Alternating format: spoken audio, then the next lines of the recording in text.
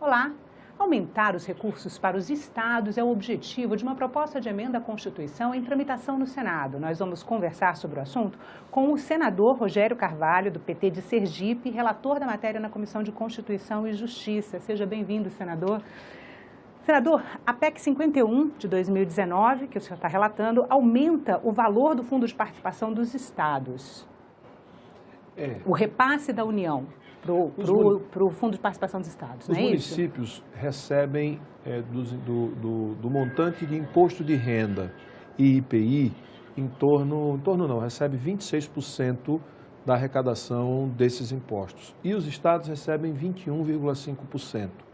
Então, o senador Lucas Barreto, do Amapá, apresentou um projeto de emenda constitucional, teve o apoiamento necessário e eu assumi a relatoria em que esse projeto de emenda constitucional passa de 21,5% para 26% o repasse federal para os estados, igualando ao que hoje é feito para os municípios. Isso vai gerar um aumento de receita para os estados, a casa um pouco mais de 5 bilhões de reais anuais, estima-se, o que pode diminuir bastante a dificuldade fiscal, principalmente dos estados de menor renda per capita, porque a regra de transferência do Fundo de Participação dos Estados e do Fundo de Participação dos Municípios está vinculada à renda per capita da população.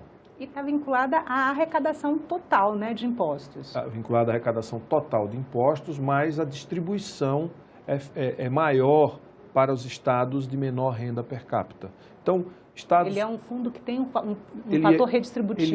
Ele produz equidade, né? Ou seja, ele dá mais para quem tem menos riqueza. Onde a população é mais pobre, recebe mais fundo de participação dos estados e maior fundo de participação dos municípios do ponto de vista de transferências constitucionais. Senador, na justificativa do projeto, diz que entre 1991 e 2013, os estados perderam um percentual grande de receitas federativas de origem tributárias. Que receitas são essas e como que os estados perderam essas receitas? Quando você analisa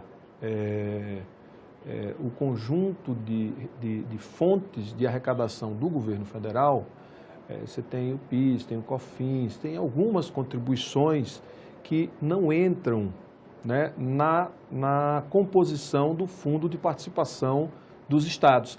Essas receitas ou essas contribuições, elas foram sendo criadas e elas não foram incorporadas ao bolo que faz a distribuição para estados e municípios. Então, quando você olha e faz uma análise comparativa do valor que é hoje repassado para estados e municípios e o valor que fora repassado no passado com a composição de receitas existentes à época, a proporção é muito menor, ou seja, os estados estão em grande desvantagem em relação à União, por exemplo, do que diz respeito à sua arrecadação.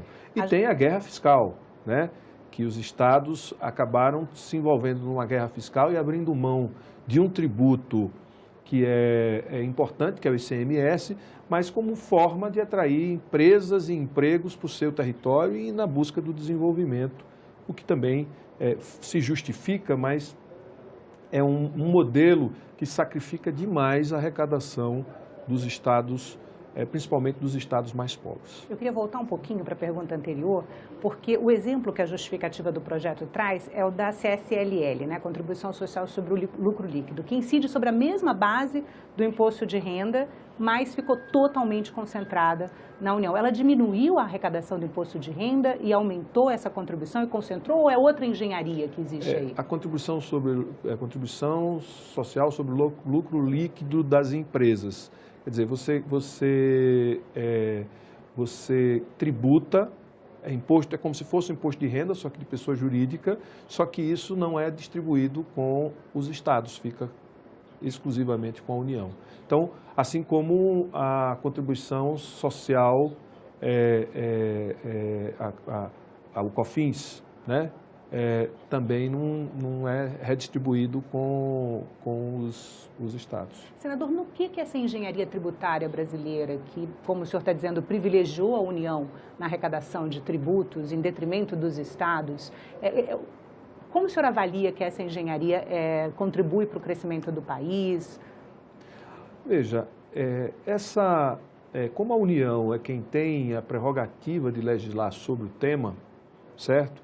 E é no Parlamento Federal, que é aqui no Congresso Nacional, que se legisla, e é óbvio que o governo federal tem uma vantagem enorme na hora de definir contribuições que engordam ou engordem o caixa do governo federal.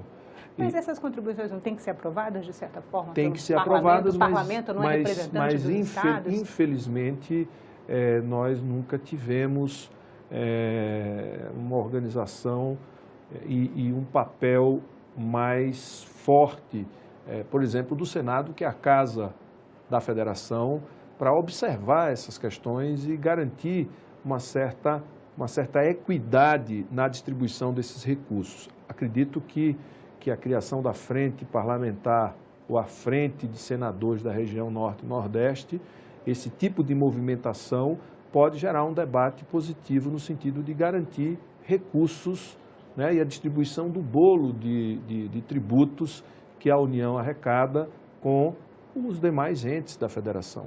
E até mesmo estimular que pautas que estão aí há anos sem serem debatidas e discutidas, como a questão do ICMS, se vai ser cobrado na origem ou no destino, se vai ter uma alíquota única, se vai acabar com a guerra fiscal ou não, se vai se criar um novo imposto que no destino é cobrado sobre valor agregado dos produtos que a gente consome. Ou seja, tem vários caminhos e a gente precisa entrar nesse debate para fazer justiça fiscal no nosso país. Você vê, quem compra uma geladeira e ganha R$1.000 de salário, paga 10% da sua renda de imposto. Quem ganha R$20.000, paga quantos por cento de imposto? Então, nós temos uma injustiça tributária no país. Até na tributação sobre o consumo, né? Até na tributação sobre o consumo. Senador, e principalmente sobre o consumo. Senador, o senhor falou das renúncias fiscais que os estados fazem à guerra do ICMS, mas também tem a renúncia fiscal federal, né? Um outro ponto importante que a justificativa da PEC coloca é que as renúncias fiscais da União seriam como, ele cita literalmente, fazer gentileza com o chapéu alheio, né? Porque a União abre mão dos recursos que seriam distribuídos entre estados e municípios e de cada R$1 de isenção, R$49 iriam para estados e municípios, né? Como é que o senhor pretende encarar isso no relatório que o senhor vai apresentar? Olha, o relatório ele vai definir a pertinência e a oportunidade da gente garantir esse repasse.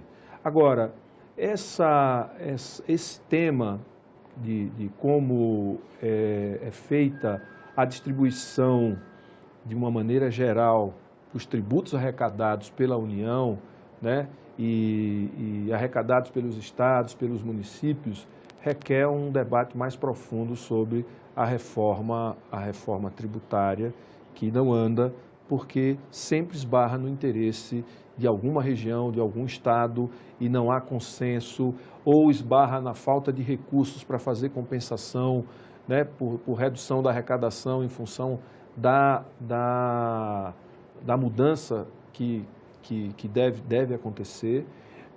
O que eu posso afirmar é que essa medida, ou seja, essa PEC, ela consegue colocar mais dinheiro nos estados que têm uma renda per capita menor. Então, faz justiça tributária e não é exclusiva para uma região, é um aumento para todos os estados do país.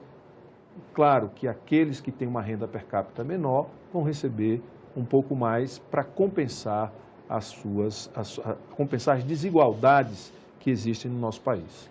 Senador, só uma perguntinha antes da gente terminar, uma última. No momento em que se discute tanto o desejo do governo federal quanto de estados e municípios de rever o Pacto Federativo, uma proposta como essa, que altera a redistribuição de recursos na escala, né, entre estados e União, ela não pode atropelar um pouco politicamente essa proposta, que todos os governadores estão interessados? A maioria dos governadores com quem conversamos, eles gostam da ideia do aumento do FPE, porque é uma forma justa, né, de fazer distribuição da riqueza arrecadada. Porque, veja, isso é a distribuição do que hoje é arrecadado, né? Melhorar o percentual de repasse para os estados. O debate da reforma tributária, ele é um debate, e do Pacto Federativo, é um debate longo, que não dá para os estados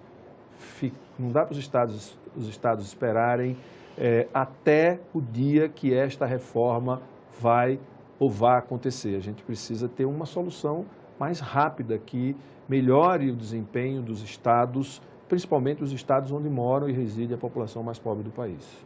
Senador, muito obrigada pela entrevista. A gente conversou com o senador Rogério Carvalho, relator da PEC 51 de 2009, que aumenta o valor do Fundo de Participação dos estados. Se você quiser rever essa entrevista ou assistir outros programas da TV Senado, vai no nosso site, senado.leg.br/TV ou no canal da TV Senado no YouTube. E se você quiser mandar uma crítica ou sugestão, liga pra gente. O telefone é 0800 61 22 11 e a ligação é gratuita. Obrigada pela atenção e até a próxima.